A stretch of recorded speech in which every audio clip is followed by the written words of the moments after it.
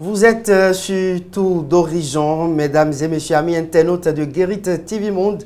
Bonsoir et merci de prendre ce rendez-vous. Nous sommes, mesdames et messieurs, mardi 8 mars 2022. Nous démarrons par cette activité organisée et dans le cadre de la célébration de cette édition de la Journée internationale de la femme à la mairie de Cotonou. Mesdames et messieurs, je vous invite ici à suivre cet élément réalisé pour vous par Fauzia Sefou et Roméo Patrice Aïrontor pour en savoir davantage. Nous sommes en fête et on est là pour soutenir nos collègues, nos épouses, nos sœurs. Elles sont tout pour nous. Et nous leur disons bonne fête. Nous leur souhaitons beaucoup de santé. Nous leur souhaitons longue vie. Nous leur souhaitons la lucidité, du courage. Parce que être femme, ce n'est pas du tout facile. Rôle des flux migratoires et des facteurs environnementaux et comportementaux dans la propagation des fièvres de Lassa au Bénin à l'horizon en 2055.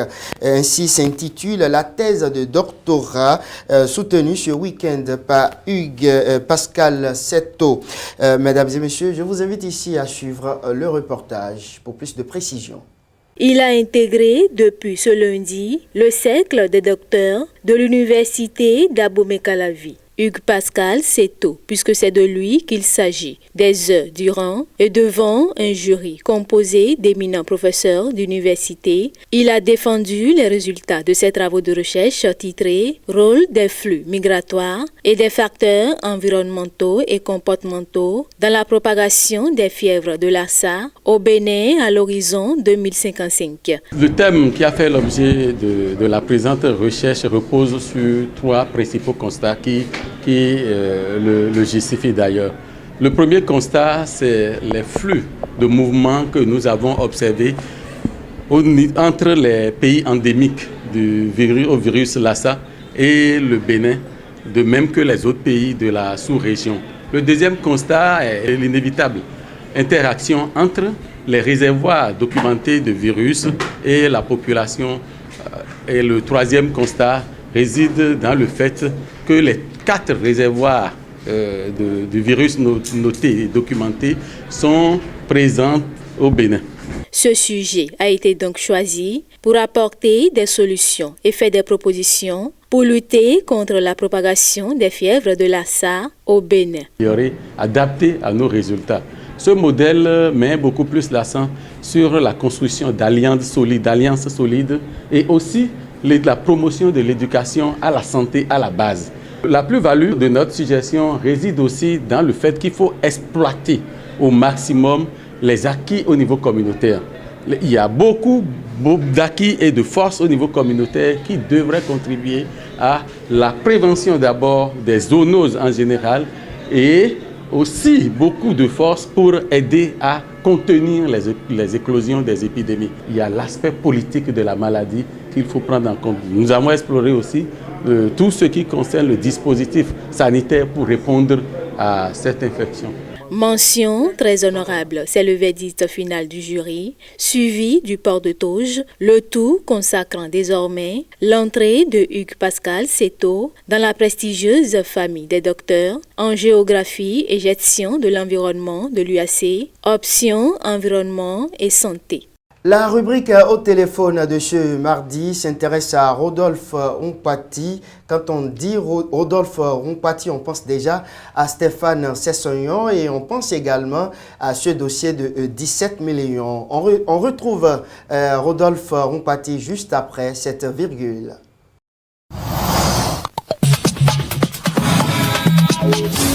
Amis internautes de Guérit TV Monde, bonjour. Nous sommes mardi 8 mars 2022, l'information selon laquelle l'ancien capitaine des écureuils du Bénin, Stéphane Sessegnon et Rodolphe Ompati sont donc impliqués dans une affaire de 17 millions de prêts non remboursés, des frais la chronique depuis hier. Nous avons déjà au téléphone Rodolphe Ompati. Rodolphe Ompati, bonjour. Bonjour, Chamson. Que se passe-t-il concrètement avec ce dossier de 17 millions de francs CFA de prêt? Non, c'est pas. C'est depuis hier matin que l'information a commencé par circuler sur les réseaux sociaux. Donc, je me suis réveillé dans ça. Maintenant, moi-même, je demande à savoir pourquoi affaire de 17 millions, c'est pas là-haut qui était 17 millions, que je suis recherché. Et je sais pas, je suis à la maison tranquillement, et je suis derrière le stade tranquillement, mon bureau est derrière le stade. Et je fais tout librement, mais paraît-il que je suis recherché. Donc c'est ça que moi-même, je ne maîtrise pas. Je ne comprends pas du tout, mon frère. Donc, il n'y a pas un dossier comme ça n'existe pas, c'est ça? Non, il n'y a pas un dossier comme ça. S'il y a une dame qu'on devait de l'argent comme ça, elle n'a qu'à se prononcer. Donc, c'est une information fabriquée ou quoi? Non, c'est une information fabriquée. C'est une information fabriquée. Et bon, en tout cas, on est en train de mener les enquêtes pour savoir là où ça sort. Là où ça a quitté, quoi. Mais aujourd'hui, est-ce que des dispositions ont été prises concernant ces dossiers? Depuis hier. Vous avez pu poser quel acte, par exemple, pour pouvoir laver votre honneur? Non, bon, hier, on a essayé de faire point de presse. Faire point de presse hier. Et après ça, on a porté plainte. Et contre qui déjà?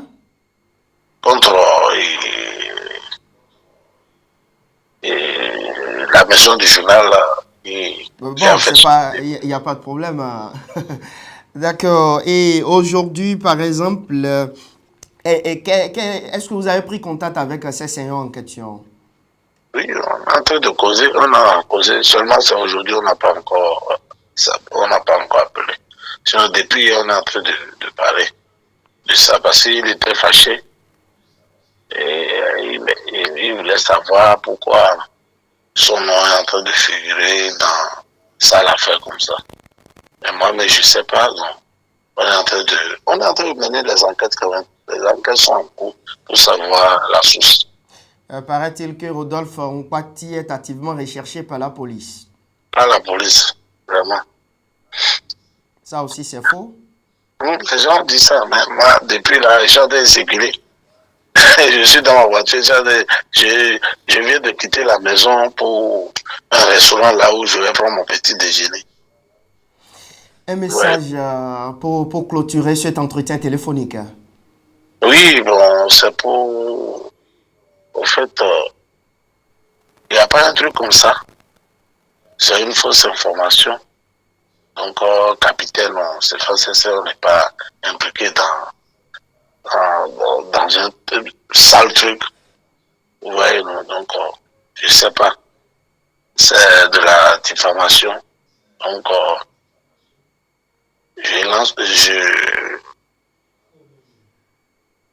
on a lancé les enquêtes et bientôt, on sera là où l'information a quitté et qui est derrière tout ça là. On saura bientôt, donc c'est un peu ça. Même le capitaine même est fâché, donc jusqu'à il voulait même pas se mêler dans ça, il voulait même pas mettre sa bouche dans ça. Merci à vous, Rodolphe Nkpati. Vous étiez donc au téléphone de Guérit TV Monde. On va vous retrouver certainement selon l'évolution de ce dossier. Une nouvelle émission sur Guérit TV Monde, le leader des Web TV. Tour d'horizon. Tour d'horizon, c'est du lundi au vendredi à partir de 21h. Découvrez des rubriques telles que le bulletin d'information, l'invité du jour, la chronique du jour, le forum de discussion, la vidéo du jour et d'autres rubriques très intéressantes. Prenez le rendez-vous. Du retour du service commercial, on va retrouver à présent la chronique du jour de Mas Gaspard à Diamonsi. Journée internationale de la femme. Une journée de réflexion et non une journée de fête. 8 mars 2022, le monde entier célèbre la journée internationale pour les droits de la femme.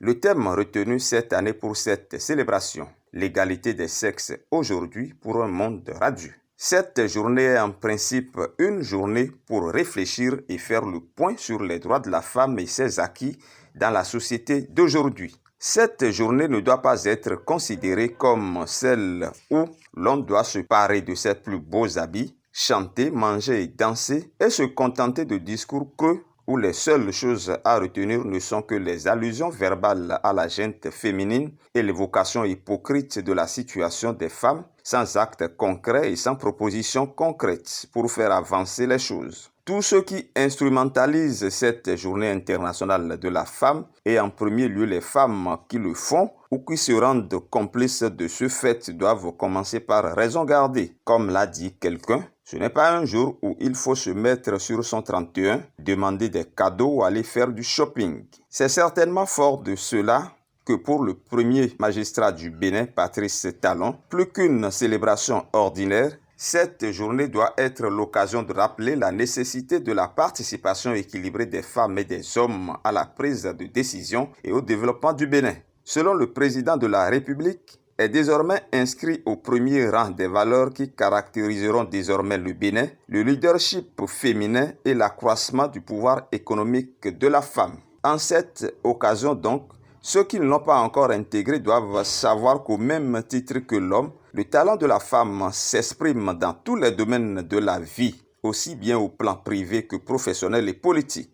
La dignité de la femme, quel que soit son âge ou sa position sociale, doit être davantage respectée. Initialement dédiée aux bonnes conditions de travail de la femme et à ses droits comme le droit de vote, cette journée du 8 mars a commencé par ses manifestations à s'étendre à beaucoup d'autres engagements qui ont contribué et qui contribuent encore à améliorer le regard de la société sur la femme. Ce qu'il convient en tout cas de retenir au plan national est que des avancées significatives ont été notées depuis la dernière célébration. L'année 2021 a été en effet marquée par exemple par le vote de plusieurs lois à l'Assemblée nationale, des lois qui ont pour but d'aider à protéger davantage la femme béninoise. Pour porter également et défendre la cause de la femme, l'Institut national de la femme a été restructuré et doté de plus de pouvoir pour agir.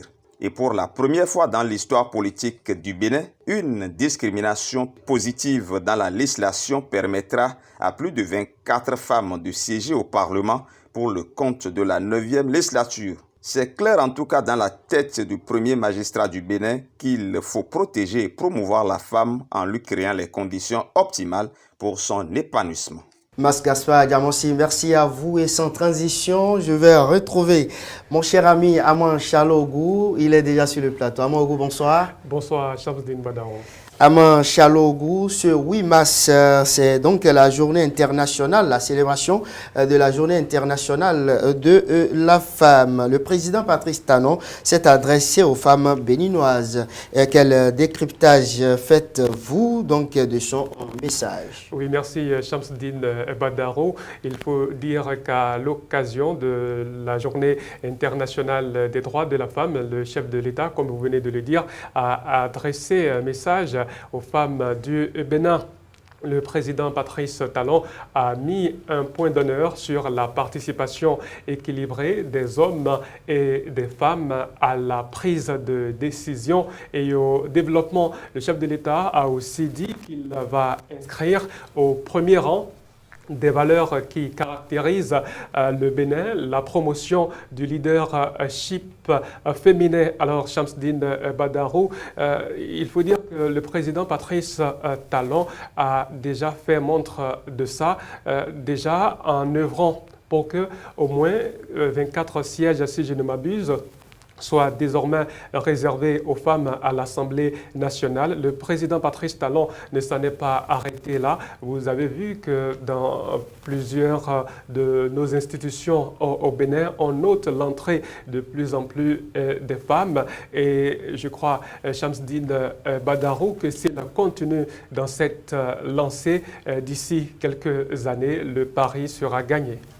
Vous savez, à Manchalogou, est-ce que les femmes ont aussi une partition à jouer pour promouvoir l'évolution de ce pays? Absolument, Shamsdine Badaro, dans ce processus, les femmes ont un rôle prépondérant à jouer. C'est vrai que dans les hameaux, dans les campagnes, dans les villages au Bénin, du fait des pesanteurs sociales, des femmes sont encore marginalisées. Mais dans la société béninoise en général, il y a des femmes émancipées qui font parler d'elles en bien de plus en plus dans le domaine politique. Je crois que les femmes n'ont pas à se croiser les bras et dire que oui, le chef de l'État a dit qu'il va faire la promotion du leadership féminin et se réjouir. Elles aussi, elles ont une partition à jouer. Il faudrait qu'elles soient de plus en plus engagées, qu'elles sortent de leur coin, qu'elles puissent participer à l'animation de la vie politique. Merci, Shamsdine Badaro. Donc, que les femmes aussi prennent des décisions, tout comme les hommes. Et je pense qu'au Bénin, depuis quelques années, nous constatons déjà un changement, une avancée à ce niveau. À Manchalogou, vous avez quelque chose à ajouter pour conclure? Bon, c'est la journée internationale des femmes, que ça ne soit pas uniquement une occasion de réjouissance, mais une occasion de réflexion en vue de l'amélioration des conditions de vie de la femme béninoise. Bonne fête à votre épouse. Merci, Shamsdine. En tout cas, si vous ne me souhaitez pas, pareil, vous ne souhaitez pas bonne fête à mon épouse, mais je le dis moi-même. Oui, je souhaite également bonne fête à Madame Boton et à Madame Adjadi, pourquoi pas. Voilà, mesdames et messieurs, c'est la fin de cet entretien avec Manchalogou. On poursuit tout d'horizon et la dernière ligne droite, c'est avec la vidéo du jour.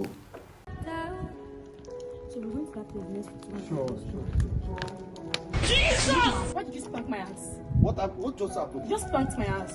Are you sure? Yes, ask him. Okay. Guy! So Guy, don't be so. Don't be so. Don't be so.